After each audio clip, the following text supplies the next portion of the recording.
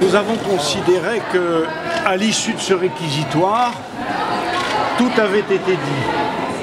Tout avait été dit dans le sens de ce que nous vivons les uns et les autres depuis 3 semaines. Et la défense n'avait rien à rajouter à ce qu'a dit l'avocat général. Après avoir relevé que cet acquittement n'avait pas été sollicité au bénéfice du doute, mais qu'il avait été au motif que ce jeune homme était innocent, il était totalement innocent de ce qui avait pu lui être reproché. Pour nous, et depuis le début de cette affaire, déjà sur les marches du palais de justice de Boulogne-sur-Mer, avec Éric Dupond-Moretti et avec Franck Berton, nous avons toujours dit que ces enfants avaient été victimes, qu'ils avaient été victimes de leurs parents, victimes de leurs voisins,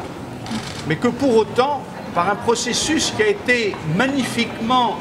décrit à nouveau par l'avocat général, ils avaient été conduits à mettre en cause des innocents. Le fait qu'ils aient mis en cause ces innocents ne retire en rien leur statut de victime, et il nous paraissait important, après tout ce que nous avons également entendu,